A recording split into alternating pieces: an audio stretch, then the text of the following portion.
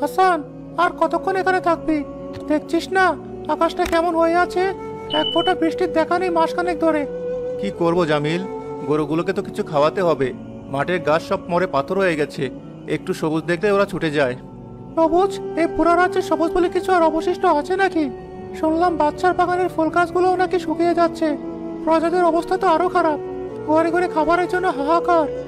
জানি না এই বিপদ কবে কাটবে।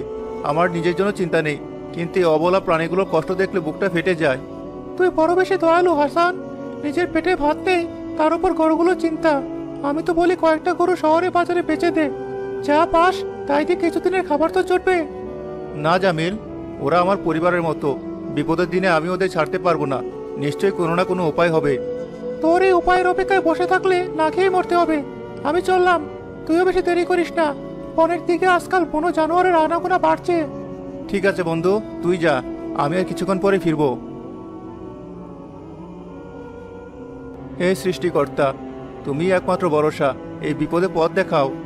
হঠাৎ কাছাকাছি একটা ঝোপ থেকে একটা করুণ কান্নার শব্দ ভেসে আসে। ওটা কিসের শব্দ? কেউ কি বিপদে পড়েছে? কে ওখানে? ভয় পেও না, আমি আসছি। হ্যালো বন্ধুরা, মজার মজার ভিডিও পেতে চ্যানেলটি সাবস্ক্রাইব করে বেল আইকনটি বাজিয়ে দাও। আরে, এ তো একটা ছোট্ট পাখি। আহারে বেচারা, তোর ডানাটা কেমন ক্ষতবিক্ষত হয়ে আছে। নিশ্চয়ই কোনো শিকারী পাখির হামলা হয়েছিল। ভয় নেই, আমি তোর কোনো ক্ষতি করব না। চল আমার সাথে আমার বাড়িতে চল।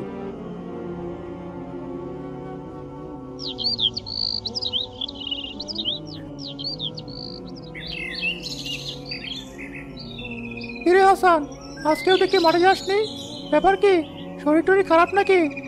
আরে না জামিল, ভেতরে আয়, দেখ আমার নতুন বন্ধু কেমন আছে। নতুন বন্ধু? বাহ, কি অদ্ভুত সুন্দর পাখি এটা।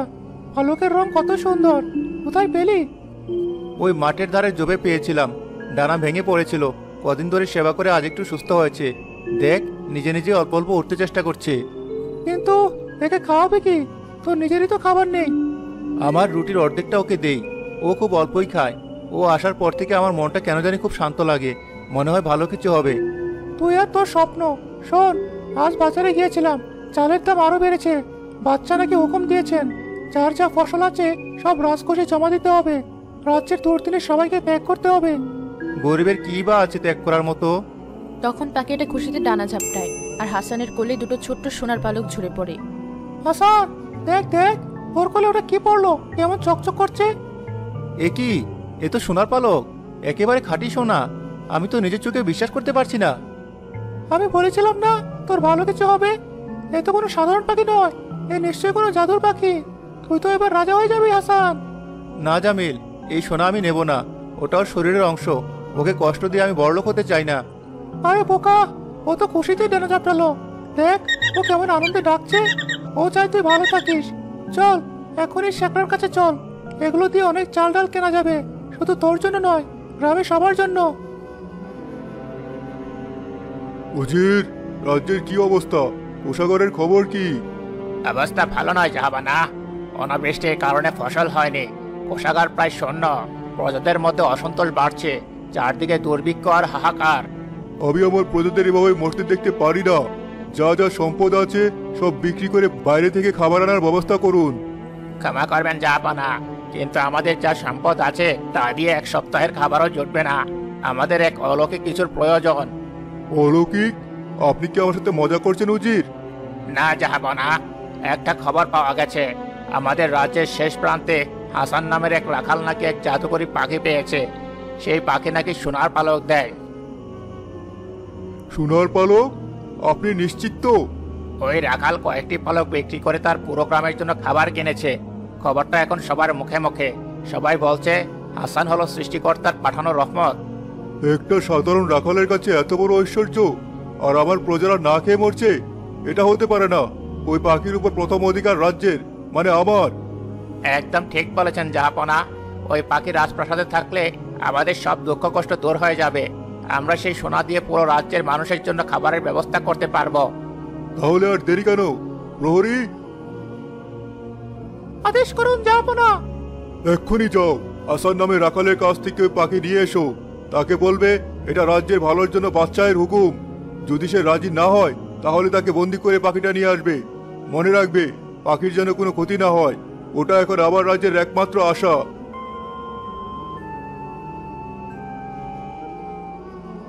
এটাই কি হাসান রাখালের বাড়ি?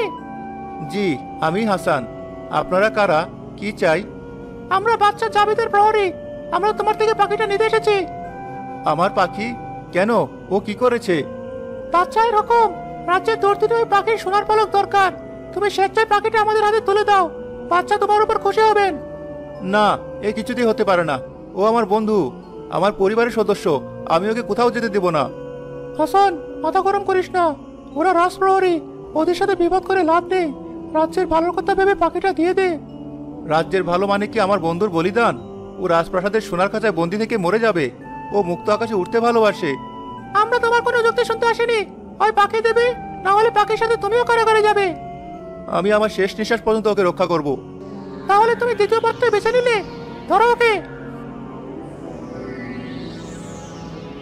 ছেড়ে দাও আমাকে। আমার পাখিকে তোমরা স্পর্শ করবে না। ও তোমাদের কাছে থাকবে না। অন্য এক প্রহরী ঘরে ঢুকে সাবধানে পাখিটাকে একটা খাঁচায় ভরে ফেলে। একে কারাগারে নিয়ে চলো, আর পাখিটাকে সাবধানে রাজপ্রাসাদে পৌঁছে দাও। বাচ্চা অপেক্ষা করছেন। হাসান, এ কি হয়ে গেল?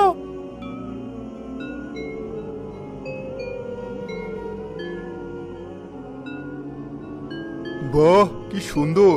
উজির দেখুন, এর ডানা থেকে যেন আলো ছড়িয়ে পড়ছে। এবার আমাদের রাজ্যের আর কোনো অভাব থাকবে না। সবই জাহাপনার দূরদৃষ্টির ফল। আপনি পারেন এই রাজ্যকে বিপদ থেকে বাঁচাতে। আয় আবার সুন্দর পাখি, ভয় পাস না। আমি তোকে পৃথিবীর সেরা খাবার দেব। তুই শুধু তোর ওই সোনার পালক দিয়ে আমার রাজ্যের কোষাগার ভরে দে। আমার প্রজাদের বাঁচা। বাবা, ওকে দেখে তো খুব ভীত মনে হচ্ছে। ওকে কি ওরকম জোর করে আনাটা ঠিক হয়েছে? ইয়াসমিন, তুমি বুঝবে না। এটা এখন আর একটা পাখি নয়, এটা আমাদের রাজ্যের ভবিষ্যৎ। ওর এটুকু ভয়কে আমাদের রাজ্যের মানুষের ক্ষুধার কষ্টের চেয়ে বড় করে দেখলে চলবে না। কিন্তু ও যদি খুশি না থাকে তাহলে কিভাবে সোনার পালক দিবে? ভালোবাসা দিয়ে যা পাওয়া যায়, ভয় দেখিয়ে তা পাওয়া যায় না বাবা।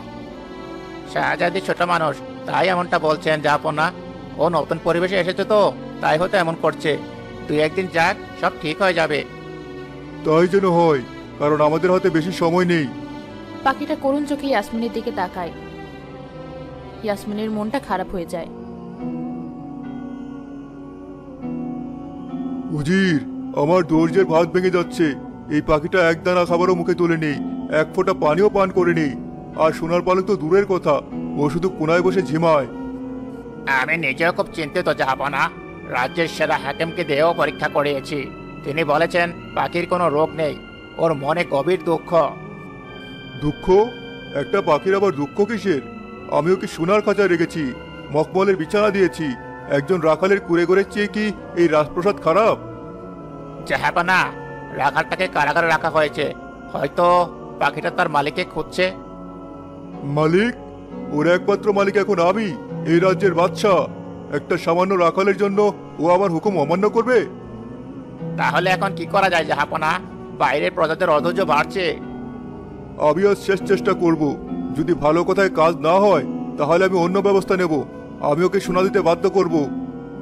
কিন্তু কিভাবে জাহাপনা? ভয় দেখিয়ে। প্রত্যেক প্রাণীরই ভয় আছে। আমি আজ রাতে ওকে এমন ভয় দেখাবো যে ও সোনার পালক ঝরাতে বাধ্য হবে। আপনি শুধু দেখতে থাকুন উজির। বাচ্চা যাবে ধার মারতে শিখেনি।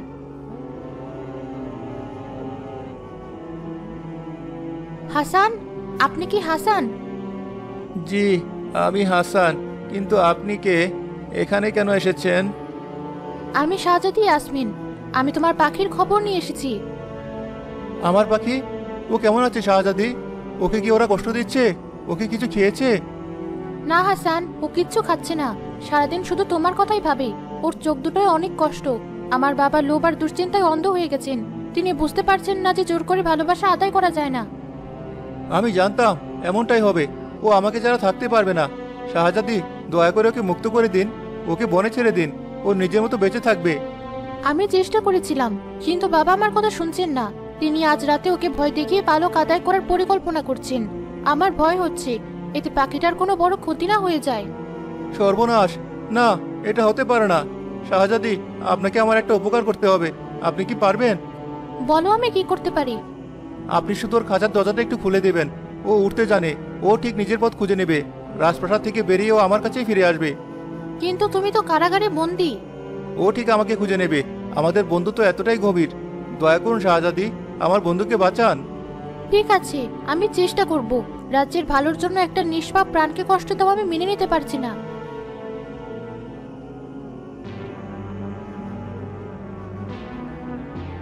কে এখনো চুপ করে বসে আছিস? ভাবছিস সেভাবে থাকলে আমি তোকে ছেড়ে দেব? তুই আমার প্রজাদের ক্ষুধার কষ্ট দেখছিস না? তুই সোনা দিবি নাকি আমি তোর এই সুন্দর ডানা দুটো ছিঁড়ে ফেলবো? ভয় পেয়েছিস তাই না? ভয় পাওয়াই উচিত। আমি তোকে শেষ সুযোগ দিচ্ছি। ডানা জাপটা আর আমার জন্য সোনা ঝরা, না হলে। বাদশাহ খাঁচার দরজা খুলে পাখিটাকে ধরার জন্য হাত বাড়ান। ঠিক সেই মুহূর্তে পাখিটা সুযোগ পেয়ে খাঁচা থেকে বেরিয়ে যায়।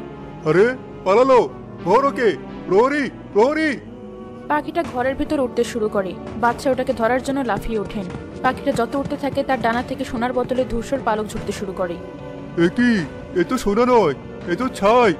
অভিশপ্ত পাখি, তুই আমাকে ধোঁকা দিয়েছিস। ধূসর পালকগুলো যে যে জিনিসের উপর পড়তে থাকে সেগুলো তাদের আসল রং হারাতে শুরু করে। সোনার থালার উপর মতো হয়ে যায়। রঙিন পর্দাগুলো ফ্যাকাশে হয়ে যায়। তাজা ফলগুলো শুকিয়ে যেতে থাকে। এ কি হচ্ছে? আমার রাজপ্রাসাদের সব সৌন্দর্য নষ্ট হয়ে যাচ্ছে। এর পালকে অভিশাপ আছে। প্রহরী, দরজা জানালা বন্ধ করে দাও। ওকে বাইরে যেতে দিও না। ততক্ষণে পাখিটা খোলা জানালা দিয়ে উড়ে রাতের আকাশে মিলিয়ে যায়।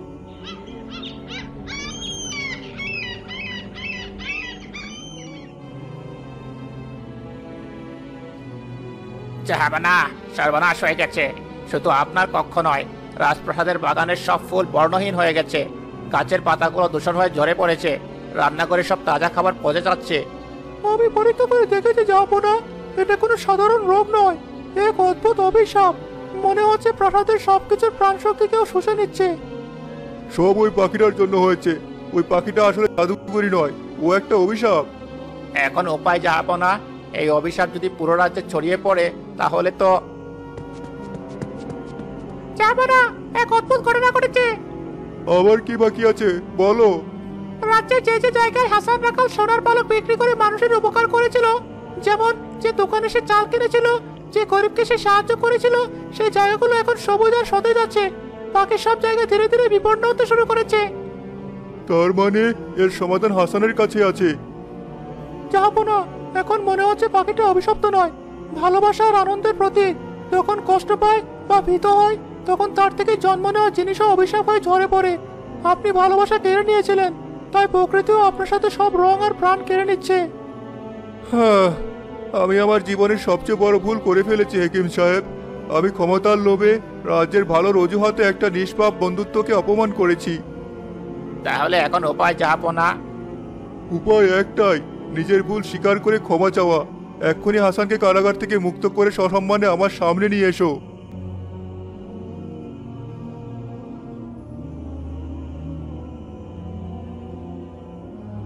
হাসান, আমি তোমার এবং তোমার এই নিষ্পাপ বন্ধুর কাছে অপরাধী। আমি রাজ্যের বাদশা হয়ে নিজের প্রজাদের বন্ধুত্বের মূল্য বুঝতে পারিনি। আমাকে ক্ষমা করে দাও। জাহাপনা, আপনি রাজ্যের বাদশাহ, আমার কাছে ক্ষমা চাইবেন না। আমি শুধু আমার বন্ধুকে ফিরে পেতে চেয়েছিলাম। আমি তোমাকে তোমার বন্ধু ফিরিয়ে দিতে পারিনি, বরং তোমার কাছ থেকে কেড়ে নিয়েছিলাম। তার ফল আমি পাচ্ছি। আমার সুন্দর রাজ্য আজ এক বিপন্ন মরুভূমি। বলো, আমি কি করলে এই অভিশাপ থেকে মুক্তি পাবো? ও শুধু ভালোবাসা চেনে জাহাপনা। ওর সোনার পালক কোনো লোভ বা আদেশের ফল নয়, ওটা ওর আনন্দের বহিঃপ্রকাশ।